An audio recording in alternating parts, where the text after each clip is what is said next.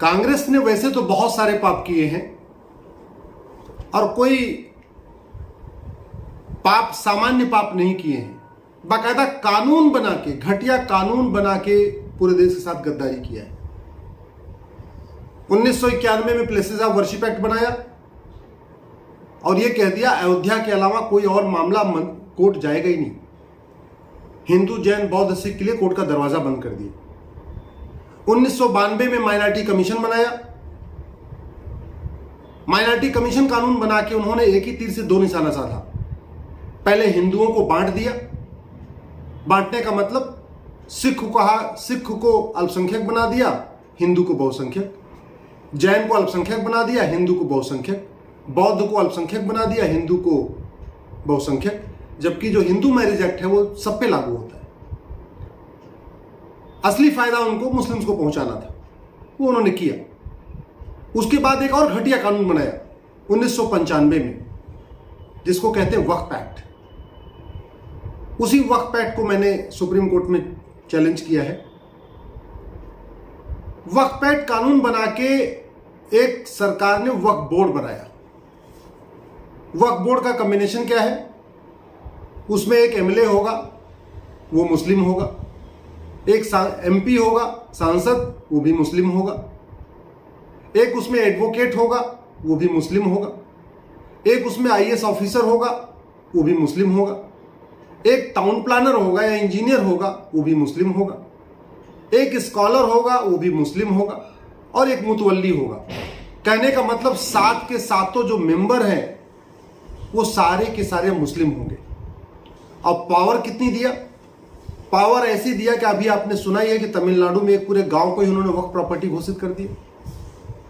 ये वक्फ बोर्ड जो बना है, इसके पास इतनी पावर है कि वो आपके घर के पास आए और ये कह दे ये वक्फ प्रॉपर्टी है, तो आपको सिद्ध करना पड़ेगा कि आपकी प्रॉपर्टी है। वक्फ बोर्ड को कुछ नहीं सिद्ध करना, बस उसको उंगली रखना है कि भाई ये हमारी वक्फ प्रॉपर्टी है। ऐसी पावर दे रखा है। किसी मंदिर के ऊपर जाके अगर वक्फ बोर्ड कह दे ये वक्फ प्रॉपर्टी है, तो वक्फ बोर्ड को कुछ भी प्रूव नहीं करना, मंदिर के पुजारी को प्रूव करना है कि ये मंदिर किसने बनवाया, ये मंदिर की जमीन किसने दिया, इस मंदिर का पुजारी कौन है, उसका डॉक्यूमेंट कहां है, रजिस्ट्री कब हुई, सब कुछ मंदिर के पुजारी को करना पड़ेगा। अगर किसी गुरुद्वारे पे जाके वक्फ बोर्ड कह दे कि ये गुरुद्वारा वक्फ बोर्ड का है, तो वक्फ बोर्ड को कोई कुछ भी नहीं प्रूव करना है। प्रूव करना है गुरुद्वारे को।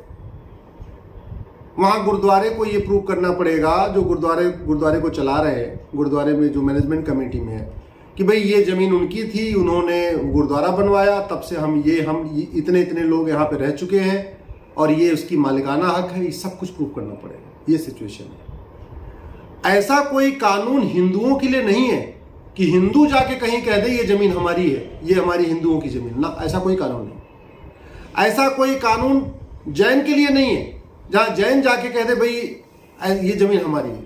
ऐसा कोई कानून बौद्ध के लिए नहीं है, ऐसा कोई कानून सिख के लिए नहीं है, और ऐसा कोई कानून पारसी के लिए भी नहीं है, ऐसा कोई कानून ईसाई के लिए भी नहीं है। ऐसा कानून केवल किस लिए है? मुस्लिम्स के लिए। और आपने अभी देखा है, अभी द्वारका में उन्होंने भेंट द्वारका, जहां जाते हैं द्वारका के बाद भेंट द्वारका पड़ता है, उस रास्ते में उन्होंने बहुत सारी जमीनों पे हाथ रख दिया, बोला ये हमारी जमीन है। अब आप साबित करते रहो कि आपकी जमीन नहीं। तो इस कानून में इतनी पावर दिया है बोर्ड को कि वो जहां पे भी बंजर जमीन है, जहां पे भी खाली जमीन है, जिस जमीन का कोई मालिक नहीं है, खासतौर पे आदिवासी एरिया में, आदिवासी तो रहते हैं, पीढ़ियों से रह रहे हैं, हजारों साल से आदिवासी रहते हैं, लेकिन उनके पास कोई मालिकाना हक नहीं होता, बस वो रहते हैं। वहां जाकर वो उंगली रख देता है कि देखो जी हमारी जमीन है। आदिवासियों के पास कोई कागज नहीं होता, तो दूसरा क्या रास्ता ऑप्शन देते हैं, या तो एक काम करो आप कन्वर्ट हो जाओ, मुस्लिम हो जाओ, तो ये जमीन आपकी बनी रहेगी। तो बहुत बड़ा धर्मांतरण का खेल हो रहा है। 6.25 लाख प्रॉपर्टी जिस समय वक्फ बोर्ड के पास है, 6.25 लाख देश भर में।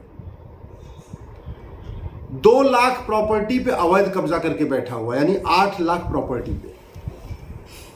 उसके बाद भी इतनी उसके पास पावर है कि जहां मन कर रहा है, मंदिर के ऊपर, गुरुद्वारे के ऊपर, गोचर जमीन पे, खेल के मैदान पे, जो और भी जमीनें छोड़ी जाती हैं, ग्राम समाज की जमीन, जहां भी वो खाली जमीनें हैं वहां उंगली रखता है, कहता है ये हमारी जमीन है। उनसे लड़ेगा कौन?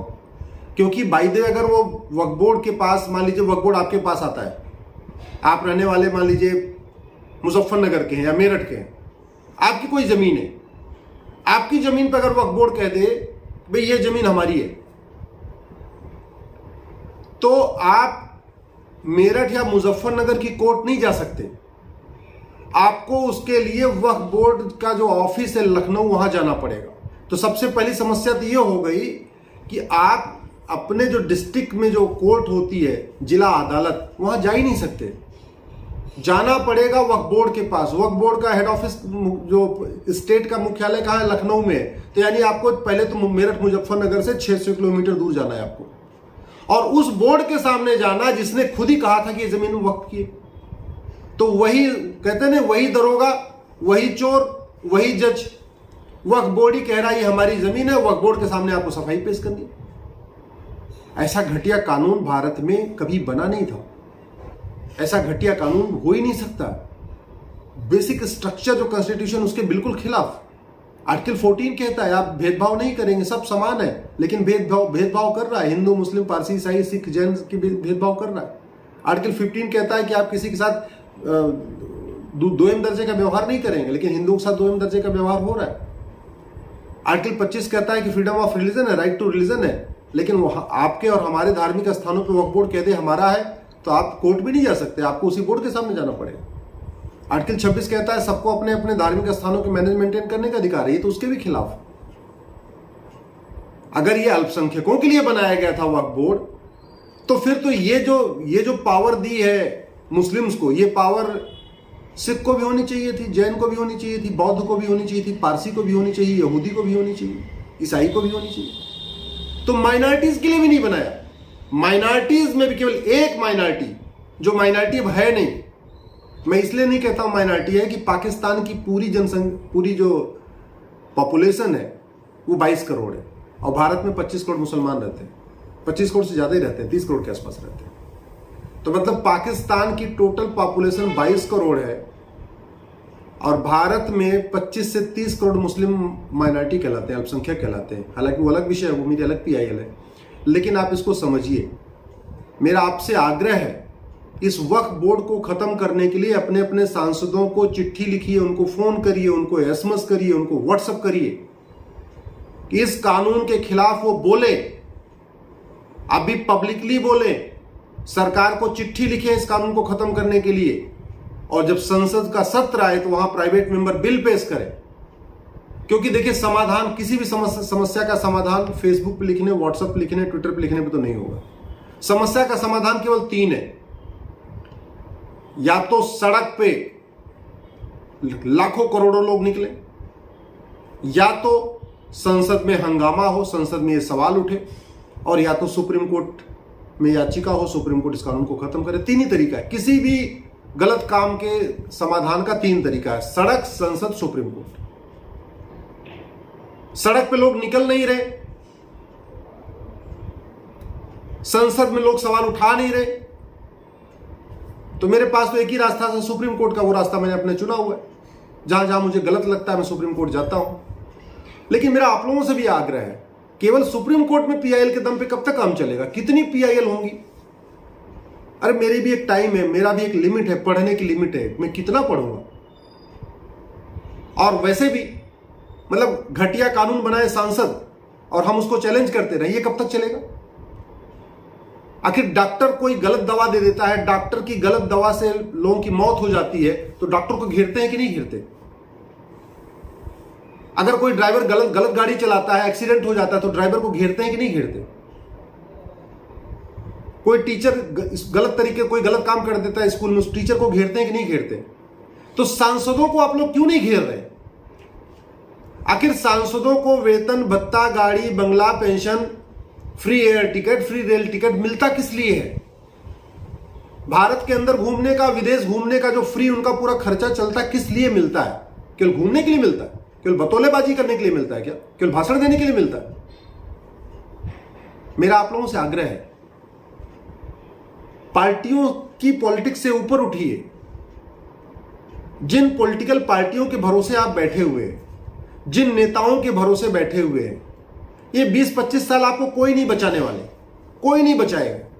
अच्छा कानून ही आपकी आने वाली जनरेशन को बचाएगा। आज के अच्छे नेता 25 साल बाद आपके परिवार को बचाने नहीं आएंगे। आप जिन नेताओं के दम पे कूद रहे हैं, जिन नेताओं के सुबह से शाम तक जय जयकार कर रहे हैं, ये 25 साल के बाद जब इस देश में आग लगेगी तो कोई बचाने नहीं आएगा। ध्यान रखिए, आज का अच्छा कानून ही 25 साल बाद हमारे और आपके आने वाली जनरेशन को बचाएगा, हमारे छोटे बच्चों को बचाएगा, हमारी बेटियों को बचाएगा, हमारी बहनों को बचाएगा। क्योंकि जब आग लगेगी ना तो सबसे पहले नेता भागेंगे। आडवाणी जी सबसे पहले पाकिस्तान छोड़ के भारत आ गए थे। मनमोहन सिंह जी सबसे पहले पाकिस्तान छोड़ के भागे थे। राज कपूर, पृथ्वीराज कपूर, सुनील दत्त का परिवार सबसे पहले भाग आया था। तो जब अराजकता फैलती है, जब आग लगती है, तो जो समृद्ध लोग हैं, जो संभ्रांत लोग हैं, ये सबसे पहले अपना टिकट कर चुके होते हैं, ये पहले निकल लेते हैं। मरता कौन है? हमारे और आपके जैसे मिडिल क्लास के लोग। आप इसका एग्जाम्पल देख लीजिए। बंगाल में इतनी अराजकता हुई, किसी नेता की हत्या हुई। कश्मीर में इतनी अराजकता हुई, कोई सांसद विधायक मारा गया। पाकिस्तान में 1947 में इतना बड़ा खून खराबा हो गया था, कोई बड़ा नेता मारा गया? नहीं। बांग्लादेश में इतना खून खराबा हो गया, अभी आज भी हो रहा है, कोई एमएलए एमपी मारा जाता है? नहीं। मरता कौन है? जनता। तो इसलिए मैं आपको कह रहा हूं, दल गुलामी छोड़िए। थोड़ा कड़वा शब्द है लेकिन इसको आप अपने दिमाग में रखिए। दल गुलामी छोड़िए, नेताओं की गुलामी छोड़िए, पार्टियों की गुलामी छोड़िए। जिनके भरोसे बैठे हैं ये 25 साल बाद आपको बचाने नहीं आएंगे।